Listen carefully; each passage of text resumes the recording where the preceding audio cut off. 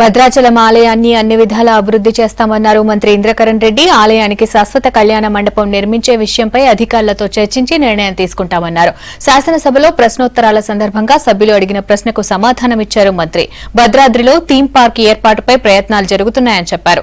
పర్ణశాల సమీపంలోనే theme park ఏర్పాటు చేస్తామన్నారు. తెలంగాణ తిరుపతిగా యాదాద్రిని డెవలప్ చేస్తామన్నారు.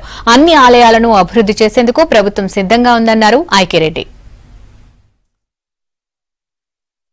ప్రస్తుతానికైతే అక్కడ 100 కోట్ల రూపాయలు అని చెప్పి ఆ రోజు ముఖ్యమంత్రి గారు అనౌన్స్మెంట్ చేయడం జరిగింది. ఇంకా ప్రణాళికలు రూపొందిస్తున్నారు. మరి ఖచ్చితంగా ఈ శ్రీరామనవమి ఎప్పటికీ దాని యొక్క పూర్తిగా ఒక అవగాహనతో మరి స్థపతి ఆలోచనతో ఇంజనీర్స్ అందరితో కూడా మరి మాట్లాడి దాని ముఖ్యమంత్రి గారితో ఫైనల్గా ఏం చేస్తే బాగుంటుందని చెప్పి వారు స్వయంగా అనౌన్స్మెంట్ చేస్తారని చెప్పడం జరిగింది. కాబట్టి దీని విషయంలో ఎటువంటి మనకు రెండో ఆలోచన లేదు అధ్యక్ష. తప్పకుండా అభివృద్ధి జరుగుతుంది. ఈ టూరిజం డిపార్ట్మెంట్ వారు ఈ థీమ్ పార్క్ గురించి అప్పుడు అలాట్మెంట్ చేయడం జరిగింది. ఆ ల్యాండ్ ఇప్పుడు మరి ఆంధ్ర ప్రాంతానికి వెళ్ళిపోయింది.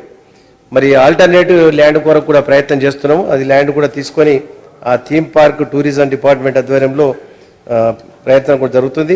అయోధ్య తర్వాత భద్రాచలానికి ప్రాముఖ్యత ఉంది.